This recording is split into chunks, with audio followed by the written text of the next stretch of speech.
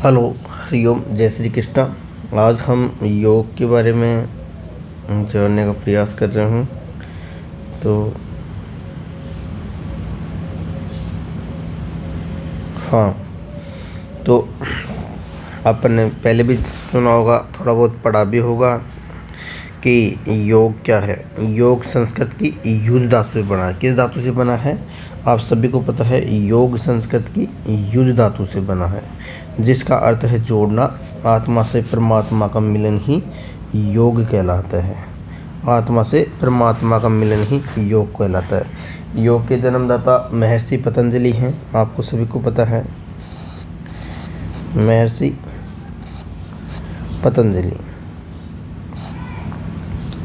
ठीक है। हाँ, और इसके अंदर 8 अंग हैं और 4 पाद हैं, जिसमें से पहले पाद की अपन चर्चा कर रहे हैं। पहले पाद में 51 सूत्र हैं। उसका पहला सूत्र है अथ योगानुशासनम। अथ योगानुशासनम, याद रखना, अथ योगानुशासनम। अब परंपरागत योग विषय शास्त्र को आरंभ करने जा रहे हैं, तो अपन को अनुशासन में रहें, डिसिप्लिन में रहें, ठीक है। पहला सूत्र है, ये कई बार पूछ लिया जाता है और ये सूत्र मोस्ट भी है, अथ योग अनुशासनम। अब हम दूसरे सूत्र की बात करने जा रहे हैं। योग से चित्तवृत्ति निरोध है। योग से चित्त की वृत्तियों का निरोध होता है। योग से चित्त की वृत्तियों का निरोध होता है, ये भी सूत्र मोस्ट है। ये भी सूत्र मोस्ट है। योग से चित्त की वृत्तियों का निरोध होता है। चित्त की वृत्तियों का सर्वथा रुक जाना योग कहलाता है, ठीक है। अब पूछ ले प्रश्न, निरोध किसे कहते हैं, तो उसके लिए भी अपने को यही बताना है। योग से चित्त की वृत्तियों का निरोध होता है, या चित्त की वृत्तियों को सर्वथा रुक जाना ही योग कहलाता है, ठीक है। नेक्स्ट देखते हैं अपन।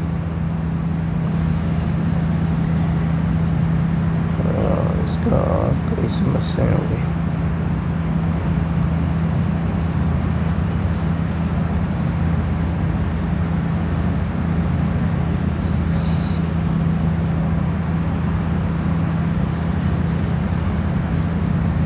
तीसरा सूत्र है तदादृष्टु रूप स्वरूपे अवस्थानाम। तदादृष्टु स्वरूपे अवस्थानाम।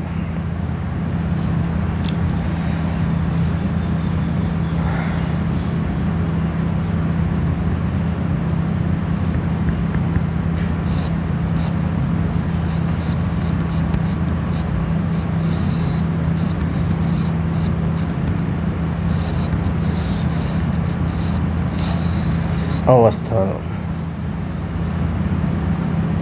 ठीक है। तो वो अपन आज देखने की कोशिश करते हैं।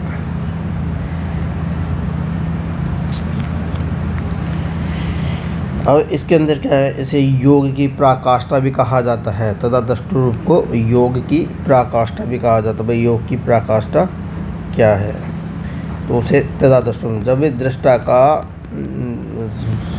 एक रूप हो जाता है। दृश्य, दर्शन और दृष्टा एक रूप हो जाता है। योग से चित्त की वृत्तियों का नाश हो जाता है, सर्वतः रुक जाते हैं, तो उससे क्या, उसमें क्या होता है, योग पराकाष्ठा है। योग की क्या है, ये पराकाष्ठा है। हाँ, और तदादृष्टु स्वरूपे अवस्थानाम, ये भी मोस्ट सूत्र है आप लोगों का। तदादृष्टु स्वरूपे अवस्थानाम, इसमें उस समय दृष्टा यानी आत्मा अपने वास्तविक शरीर, अपने रूप में स्थित हो जाती है। मतलब जो प्रकृतिजन्य विकार हैं वो शांत हो जाते हैं। तो ये तदादृष्टु स्वरूपे अवस्थानाम। नेक्स्ट सूत्र देखते हैं। वर्ति सारूपे मित्रत। क्या है, वर्ति सारूपे मित्रत।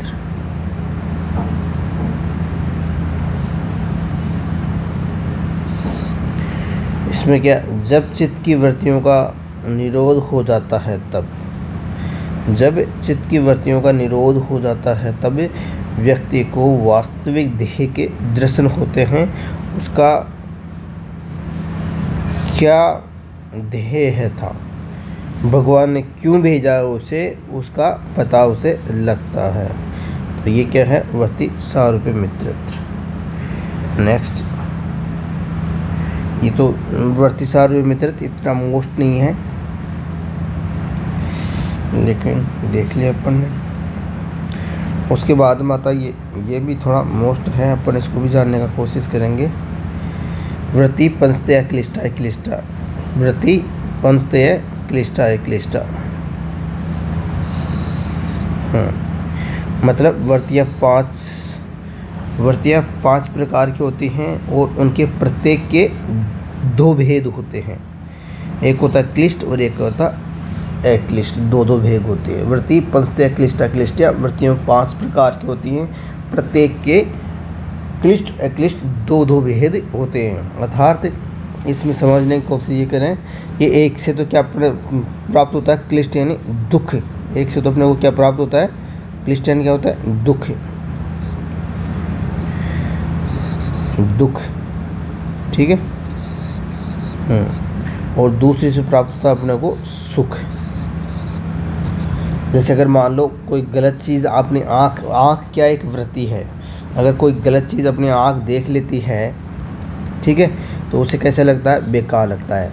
और वही आँख कोई अच्छी चीज़ देख लेती है तो उसे क्या लगता है, अच्छा लगता है। तो अवृत्तियाँ दो प्रकार की होती हैं, वृत्तियाँ पांच प्रकार की होती हैं, उनके दो भेद होते हैं, ठीक है। वो पांच प्रकार की कौन कौन सी वृत्ति होती है वो देखते हैं। प्रमाण, विप्राय, विकल्प, निद्रा, स्मृति। ये पांच प्रकार होते हैं वृत्तियों के, प्रमाण, विप्राय, विकल्प, निद्रा, स्मृति। हाँ, 2-3 बार आप बोलोगे, रिपीट करोगे तो आपको भी ये याद हो जाएगा। प्रमाण, विप्राय, विकल्प, निद्रा, स्मृति। प्रमाण, विप्राय, विकल्प, निद्रा, स्मृत्य।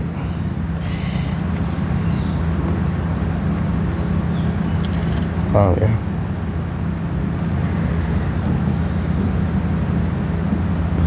ये रहा, ये चीज़ें हैं जो मोस्ट हैं, इन्हीं को देखना अपने को। जो मोस्ट हैं उन्हीं को देखेंगे अपन, और किसी को नहीं देखेंगे, ठीक है। हाँ, प्रमाण, विप्राय, विकल्प, निद्रा, स्मृत्य। ये रहा, प्रमाण, विप्राय, विकल्प, निद्रा, स्मृत्य। वृत्तियाँ पांच प्रकार के होते हैं। प्रमाण क्या होता है, सत्य है। कैसे पता लगता है वह सत्य है, ये इसके लिए क्या प्रमाण है, प्रमाण। विप्राय झूठा ज्ञान, ठीक है, विप्राय। विकल्प ये नहीं, आप समझते हैं विकल्प। निद्रा, नींद, स्मृति यानी स्मृति अपनी यादाश्त है। विप्राय को मिथ्या भी बोलते हैं, क्या, मिथ्या, झूठा ज्ञान, ठीक है। अब अपन को शॉर्ट में देखने को से प्रमाण 3 प्रकार का होता है, प्रत्यक्ष, अनुमान, आगम। ये भी मोस्ट आपका। प्रमाण कितने प्रकार का होता है, प्रत्यक्ष, अनुमान, आगम। और इनके बारे में आपको थोड़ा देख लेना चाहिए, ये चीज़ क्या है, बस ये चीज़ देखने की है। नेक्स्ट चलते हैं पर, देखो ये आ गया प्रमाण वृत्ति। लेकिन ये प्रमाण, इस वृत्ति के कारण वह प्रमाणों के आधार पर किसी वस्तु को सत्य स्वरूप के जानने की चेष्टा करता है, ठीक है, समझ गए भाई। इस वृत्ति के माध्यम से कोई चीज़ की सत्यता का अपन जांच करते हैं। दूसरा है विप्राय। इस वृत्ति के कारण उसे कई वस्तुएं जैसे वैसी दिखाई नहीं देती, उसमें अन्य वस्तु का भ्रम हो जाता है। जैसे रस्सी को सांप समझ लेना, तो ये क्या है, भ्रांति हो जाते हैं। तो विप्राय क्या होती है, भ्रांति दृश्य, ठीक है, मिथ्या है, झूठा है। भाई अपने को सांप रस्सी दिखी, अपन ने क्या समझ लिया, सांप है। तो इसमें कई वस्तुएं जैसी हैं वैसी दिखाई नहीं देती, ये क्या होगी, विप्राय। नेक्स्ट है विकल्प। इस वृत्ति के कारण हम किसी वस्तु को न होते हुए भी उसका कल्पना करते हैं। विकल्प, किसी वस्तु का न होते हुए उसका कल्पना कर, जैसे ईश्वर का किसी ने देखा नहीं है ईश्वर को, किंतु उसके स्वरूप की कल्पना करना। ठीक है, भय, आशंका, संदेह, अशुभ संभावना आदि की उपस्थिति के अभाव में उसकी कल्पना करते हैं। कल्पना ही नहीं करते कि अब आज जैसे बादल हो रहे हैं तो अपन क्या सोचेंगे, बारिश हो सकती है। तो ये क्या है, न होते हुए भी, पता नहीं बारिश हो या नहीं हो, लेकिन अपन ने क्या कल्पना करी, बारिश हो सकती है, कोई ज़रूरी नहीं है बारिश हो।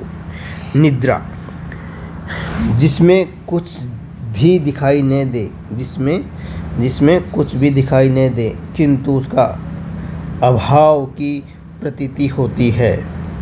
आलस्य, प्रमाद, उपेक्षा, आलस्य, प्रमाद, उपेक्षा, अवसाद, अनुत्साह इसी वृत्ति के कारण है निद्रा, जिसमें हमें कुछ दिखाई देता है, कुछ ही दिखाई नहीं देता। आलस्य कभी दिखाई देता है, उपेक्षा कभी दिखाई देती है, लेकिन इससे अपन लिप्त होते हैं, इन चीज़ों से अपन लिप्त होते हैं। तो ये क्या एक प्रकार की वृत्ति है। लास्ट है स्मृति, इसके कारण जो देखा या जाना गया है उसका पुनः स्मरण हो जाना, वे स्मरणीय जो निकृष्ट योनि में रहता है। अर्थात जो अपन ने कभी देख लिया अपनी इंद्रियों से स्वाद, ठीक है, तो उसकी चित्र बन जाता मस्तिष्क के अंदर जाके। तो यही क्या स्मृति है, मतलब कोई भी चीज़ का भोग करने के बाद में हमारे याददाश्त रह जाती है, ये स्मृति है। तो आपको 5 प्रमाण बता दिए, 5 प्रमाण के 5 वृत्तियाँ बता दी, प्रमाण, विपर्य, विकल्प, निद्रा और स्मृति है। ठीक है, इसमें आप लोगों को देखने वाली वृत्ति एक ही है, कौन सी, प्रमाण 3 प्रकार का होता है, प्रत्यक्ष, अनुमान, आगम। तो ये बस ये देखनी, ये मोस्ट है इसके अंदर। ठीक है, प्रत्यक्ष, अनुमान, आगम, प्रमाणानि। प्रत्यक्ष प्रमाण क्या होता है, जिसको अपने फेस टू फेस आंखों से देखा है, मैंने मेरी आंखों से देखा, वो क्या होता है, प्रत्यक्ष। ठीक है, फेस टू फेस प्रत्यक्ष प्रमाण। और जिन वस्तुओं का ज्ञान इंद्रियों की सहायता से होता है वह क्या है, प्रत्यक्ष प्रमाण है। जैसे आंखों देखी, कानों सुनी, जिह्वा का स्वाद, नासिका से गंध, चमड़ी से स्पर्श का ज्ञान, ये क्या है, प्रत्यक्ष प्रमाण है। जब इनका भ्रम और शंका रहित ज्ञान होता है तो वह क्या है, सत्य है, मैं अपने को भ्रम नहीं है, बिल्कुल देखा हुआ। यदि इससे, ठीक है, यही चीज़ है। नेक्स्ट दूसरा देखते हैं अपन। अब देखते हैं ये, जिन वस्तुओं का ज्ञान इंद्रियगत अनुभव के आधार पर न होकर, देख लिया आप लोगों ने, इंद्रिय आधार पर न होकर अनुमान के आधार पर होता है, उसे अनुमान प्रमाण कहते हैं। क्या है भाई, इंद्रियों के आधार पर नहीं हुआ, अनुमान के आधार पर हुआ है, इसलिए ये क्या है, अनुमान प्रमाण है। ठीक है, नेक्स्ट है, जैसे धुएं को देखकर क्या, आग का लगना अनुमान लगाया जाता है। बाढ़ आई देखकर दूर देश में अतिवृष्टि का अनुमान लगाया जाता है। ठीक है, ये क्या है, अनुमान है। ठीक है, नेक्स्ट देखो, आगम प्रमाण। क्या है, आगम प्रमाण, कहाँ भाग रही यार, आगम का मतलब क्या है, जो प्रत्यक्ष अथवा अनुमान प्रमाणों के आधार पर नहीं होते, किंतु विद्वानों द्वारा, ज्ञानियों द्वारा कहे गए वचन और उनके शास्त्रों में के वचन, उनके शास्त्रों में लिखे हुए हैं आधार पर, तो वही क्या, वह भी प्रमाण है। जिसे प्रत्यक्ष देखा नहीं है, सभी व्यक्तियों को सभी प्रकार का अनुभव हो जाना, अर्थात सभी वस्तुओं को प्रत्यक्ष देख पाना असंभव है। इसलिए ज्ञानियों के द्वारा कथन शास्त्रों में कहने का मतलब क्या है कि विद्वानों द्वारा कहा गया है और अपने पास उनके साक्ष्य सबूत मिलते हैं किताबें। जैसे मैंने राम देखा नहीं है, लेकिन महर्षि वाल्मीकि या जो भी लिखे हैं उन्होंने बुक लिखी है, उसका सबूत है मेरे पास, रामायण है, रामचरितमानस है। ये क्या हो गया, आगम प्रमाण हो गया। मतलब पहले घटी हुई घटना के सबूत हैं अपने पास, और जबकि अपन ने उन्हें आंखों से नहीं देखा, वह क्या है, आगम प्रमाण है। ठीक है, नेक्स्ट अब चलते हैं अपन नेक्स्ट।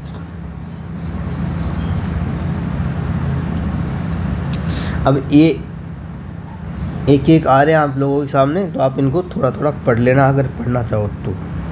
ठीक है, मैं नेक्स्ट चल रहा हूँ।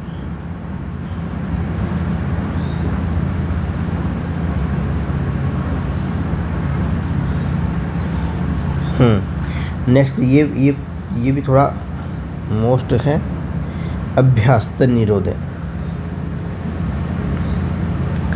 अभ्यास वैराग्यभ्याम तन्निरोध, अर्थात चित्त की वृत्तियों का निरोध किसके माध्यम से होता है, अभ्यास के माध्यम से और वैराग्य के माध्यम से। क्या होता है, चित्त की वृत्तियों का निरोध होता है। उन चित्त की वृत्तियों का निरोध अभ्यास और वैराग्य से ही किया जाता है, क्योंकि अपन किसी चीज़ को छोड़ने के लिए बार बार क्या करते हैं, अभ्यास कर लेते हैं, या उस चीज़ से अपन को मोह त्याग देना पड़ता है।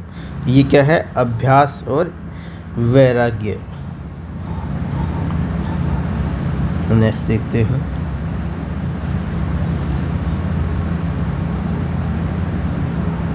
तत्रो स्थितो यत्नोभ्यास है।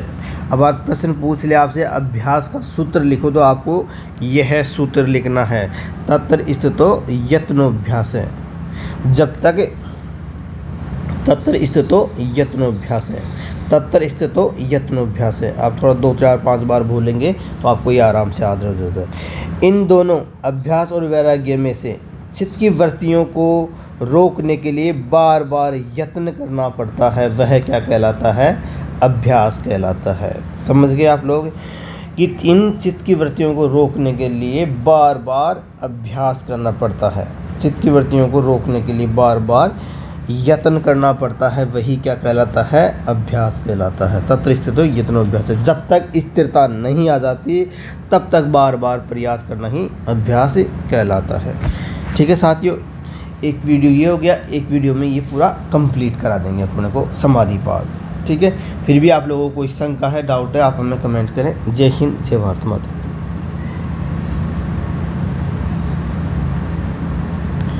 आप लोगों को कुछ सावधानी पूर्वक कुछ